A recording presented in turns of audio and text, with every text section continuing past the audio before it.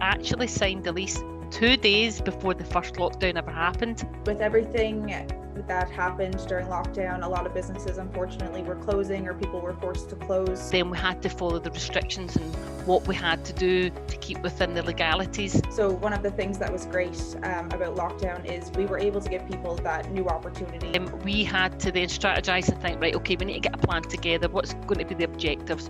What do we need to do first of all? One of the things I think we saw over the course of lockdown is food and beverage. The food and beverage sector is one of the few things that stayed open pretty well across the board. So this was a great business opportunity. It was a livelihood, and we thought, do you know what, this is a great chance. So it was great to kind of have that opportunity to give people a new venture and something to look forward to. Hello and welcome to this discussion. I am Colin Grant, Editorial Director of Business Connect Interactive, and today we'll be examining the challenges of starting a new business during lockdown. We'll find out what drove these businesses to open their doors while everyone else was being urged to stay indoors. And we'll examine how much of an impact lockdown has had on turnover and discuss their hopes for a post-pandemic future. To guide us through these and other related issues, I am joined by two guests who know all about launching a new business during lockdown. It gives me great pleasure to introduce Carol Ann O'Hara, who is the Commercial and Marketing Manager at Cotto Via, which is an Italian and European food takeaway and delivery service in Wishaw, and Mikayla Whittle, Head of Franchising at Franchising & who are a company which advises brands who want to franchise out their operations. A warm welcome to you both, and thank you for joining us. I'd like to begin with Carol Ann O'Hara and ask, was there a reason you began trading during lockdown? There actually was, and what happened with that, Colin, is Suzanne is the owner and the head chef at Cotto Via, and Suzanne left home at 16 to go and train to be a chef. She's worked all over the UK. Just before lockdown happened, we had the kitchen in a golf club establishment, self-employed, and things started to get a little bit quiet just before lockdown, and not a lot of people were going to go out to different restaurants and places like that.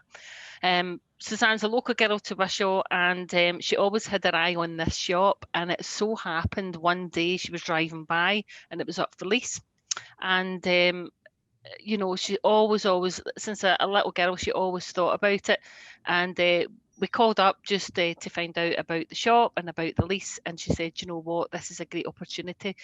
She had a vision in mind for the business, and what happened was we actually signed the lease 2 days before the first lockdown ever happened. And we had to then strategise and think, right, okay, we need to get a plan together. What's going to be the objectives? What do we need to do first of all? So the main thing was, it happened at the right time for Suzanne. Where she was quiet due to what was happening with the restrictions ready to come into place and places just kind of slowly closing their door. So this was a great business opportunity. It was a livelihood, and we thought, you know what, this is a great chance. And however, lockdown happened. We didn't expect it to go on for a year. We thought maybe a month or 2 or 3 months, and we said, you know what, this is a great time just to get the shop ready. We had to get all the electricity and all the connections in the shop all renewed. We had to get a deep clean done. We had to order all of our equipment. So that gave us a time, and we were excited. We thought, oh, we've got 3 months to start. And then the lockdown continued, and it continued. So Suzanne's also a tutor at the catering school in Lanarkshire, and you know, she's got she teaches all the health and safety regulations as well. So we knew everything that we had to do to get all the certificates in place to be able to open up. So we took our time, we got the shop ready, and then we had to follow the restrictions and what we had to do to keep within the legalities for people coming into the shop or for deliveries. And it just so happened that we could do deliveries, and we opened up for deliveries, and it was amazing from then on. How long did all that take then? So it took us about 3 months, I would say, Colin, to get everything organised and get all the. We had to make sure that we get the EICR certificate registered, and the place was safe and ready to open. So it took about 3 months to do all of that and get all the connections fitted for like the pizza oven that we were getting, and just different parts, the new dishwasher and things like that. So we had plenty of time, and then everything was ready after 3 months. A big part of the help came from Suzanne's brother. Suzanne's brother is also a head chef, and he wasn't working throughout lockdown. So Gavin McMillan came and helped us quite a bit as well, and it was fantastic. And it really, there was a niche in the marketplace because there was no other like Italian in Wishaw or in the area. Suzanne can cook anything, not just Italian, anything you could imagine. She's done it as a pastry chef and all the way to the top level. But she wanted to bring something back to the area. She wanted to put Wishaw back on the map. And it's just really taken off. And within 11 months, we've won an award for the new restaurant of the year, as you probably know, at the Scottish Virtual Restaurant Awards. And you get people leaving great reviews, but we actually get people phoning the shop quite a bit just to tell us how much they love the food. And we had to be quite versatile, quite flexible. We do realise that people had lost jobs, people were struggling and things like that. So we made the menu available for all ages, kids' meals, and we were running like a 2 for 12 menu during the week to help people out financially as well. Was it sort of really busy right from day one? Right from day one. Well, I'll tell you about the first day. The first day we had people queuing up outside the shop, and one of them was a local footballer from Motherwell Football Club. From day one, I don't know what happened. I mean, the shop was in Italian before, but from day one, it was just really busy. The weekend was fantastic. During the week, it just picked up gradually until, sometimes we're having to say, look, we can't take any more orders at this minute. So we're very fortunate, and we really appreciate that. But Suzanne is very, very, she's so switched on about what the people's needs are, and with lockdown, with the restrictions in place where you can get anyone to come into the shop. We were doing the deliveries, but then when the collections opened up, what we would do is we would give people a time to come and collect their food so that they weren't all waiting about and things like that. But the thing is, everything's all cooked fresh. And there's 2 chefs in the kitchen, Suzanne herself and Michael, who has worked alongside Suzanne for 14 years, that she trained from Lanarkshire Catering School. And it's just, we've been so lucky. She's a local girl, and I think people like that. A lot of people recognise the name, and it's just, we couldn't have wished for anything better. But we're just into a year, and I'm thinking, my goodness, I think we're going to have to get a bigger shop, or get a seating area, because people are saying, look, is it something you're going to look at? The quality of the food, the freshness of the food, and people do wait for it, and we really appreciate that. Yeah, everything sounds very positive. Were there any kind of negative challenges that you had to overcome, or hurdles? Of course, absolutely. Colin, for instance, one of our products, the pizza machine that we got, we had to get the connections fixed for that. I'm not very technical on amps and stuff like that, but we had to make sure that we had that covered for the strength of the pizza oven that we have. And for instance, just after opening up, there was like a leak came in at the front of the shop window, so we got that fixed out. So when you've got a new building like that, however you look over it, you've got little things that come into play that you don't expect, and you have to deal with that at the time. So we fixed out, we got a new roof part at the front of the shop, and with the technical equipment, we've changed a couple of things within the shop for more space. Because of lockdown and because of the 2 metre rule, we had to make sure that the front of house who was taking the calls was away from the chefs. So we actually changed the layout of the shop. So we moved the layout of the shop to make sure that everyone had their own space to work in to comply with the restrictions, and that we're wearing the face masks. And we had the screens put up within the shops as well. So we had all this to deal with. Every month we felt as though there was something else we were having to move about and fix. But it was all to make sure that everything was done to comply with the restrictions. But there wasn't many challenges. Everything that we have, we always kept our loyal customers up to date on Facebook to say, okay, don't come into the shop. We had to print off different signage as well to make sure that, you know, that nobody was just going to walk in a couple of times the door open, so we had to lock the door during service. So it was just keeping people up to date, and you have to be very flexible with that, because from one week to the next we don't know what the restrictions were going to be. So we had that, and then also with staff, you had to have the right level of staff coming in.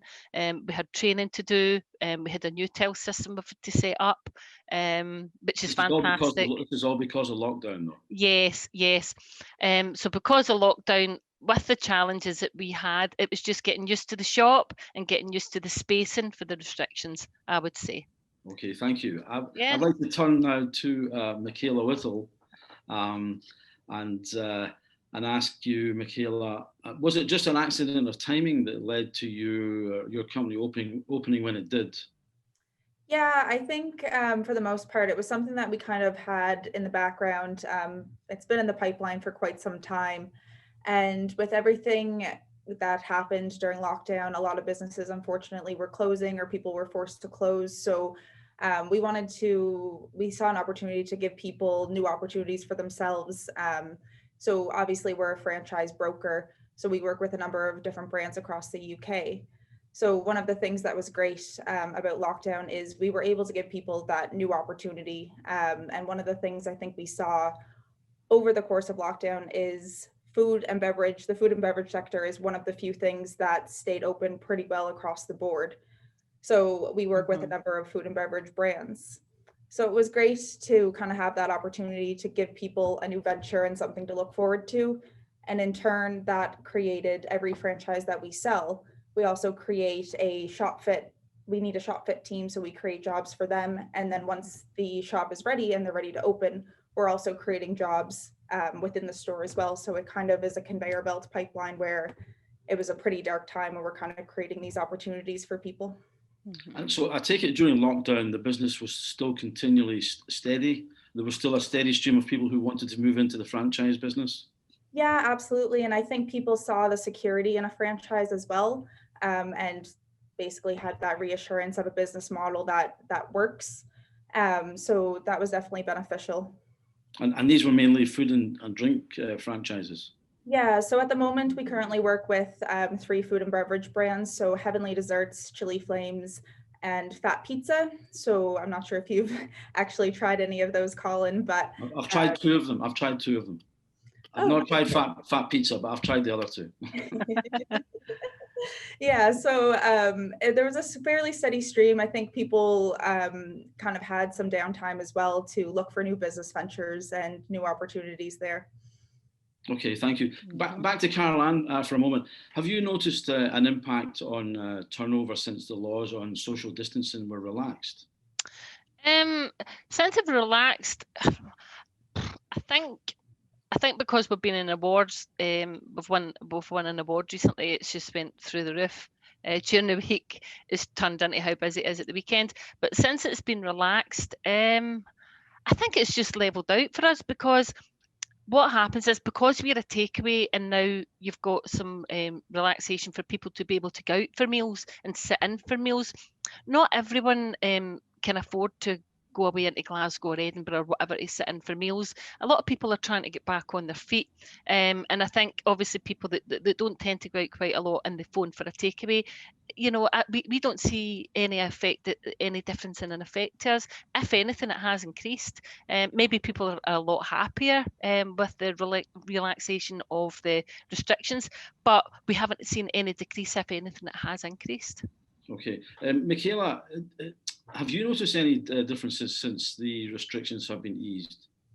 A little bit. I think that it gives some people some sense of security that we're finally, hopefully, fingers crossed, out of our last and final lockdown. So things in terms of leads and individuals that are contacting me ready to kind of start potentially looking at a new business venture, they have increased since lockdown. But at the same time, we had a fairly steady stream even during the restrictions. As I mentioned before, people have that downtime. People are seeing the adverts that we're putting out on social media, and they have some reassurance in the food and beverage sector that that's one of the few things that during this entire pandemic has worked. So it kind of draws them towards that opportunity just to give themselves different revenue streams.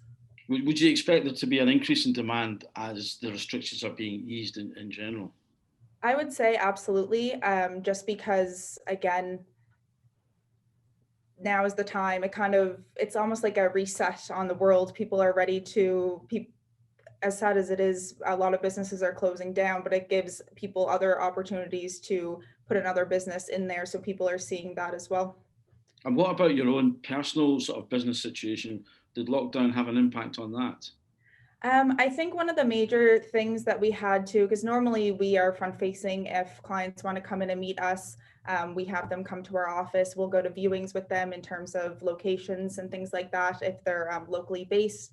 So I think certain clients, it was hard to necessarily adapt to things like Zoom, DocuSign for confidentiality agreements, all of these sort of things. So we kind of had to overcome those challenges a little bit. And we all know technology is great, but only when it works, and it doesn't always go that way. So you have a few challenges to overcome with that as well. Okay, thank you. Finally, Caroline, what lessons, if any, have you learned, has Cotto Via learned during its first year in business? The first year is always the telltale of how well your business is going to go.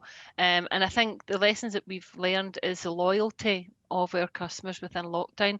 But previously, speaking about how it's affected us, what I think happened in lockdown was a lot of people were restricted to go out to the shops, and there was only one person from the family allowed out. You were allowed out once per day.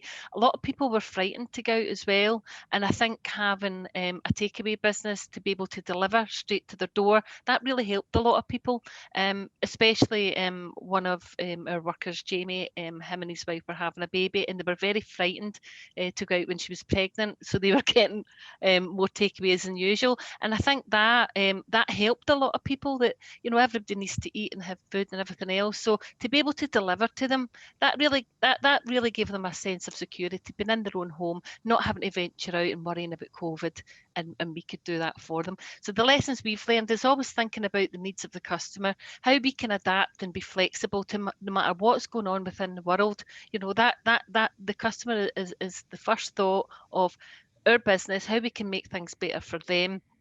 And adapt, and adaptability is the main thing. And now that we've got the shop, the lessons we've learned is maybe we would have had to pick a larger shop. Okay. And Mikayla, I want to end with one last question for you. Yeah. Which of the franchises do you think we'll be hearing most about in the coming 12 months? In the coming 12 months, well, hopefully all of them. We have at least in the next 12 months, we have at least probably 4 Heavenly Desserts opening, which will be the first ones in Scotland. We can expect Glasgow Fort to open probably towards the end of June. So that'll be our first one. So everyone will get their slice of Heavenly Desserts very soon on. Chili Flames, we have 3 stores currently trading and a further 7 licenses sold across Scotland. So you'll be seeing quite a few of those pop up in Glasgow, Edinburgh, etc. So you'll see. And then Fat Pizza is also, it's more of a delivery only style franchise, but you'll be able to get your fix of Fat Pizza since you haven't tried it yet, Colin. Well, thank you very much, ladies. This brings us to the end of this discussion. I would like to thank my guest today. Many thanks for joining Business Connect Interactive. Thanks for having us. Thank you. A very enjoyable conversation, and wish you all the best in your future endeavours. Yeah, thanks so much, Colin.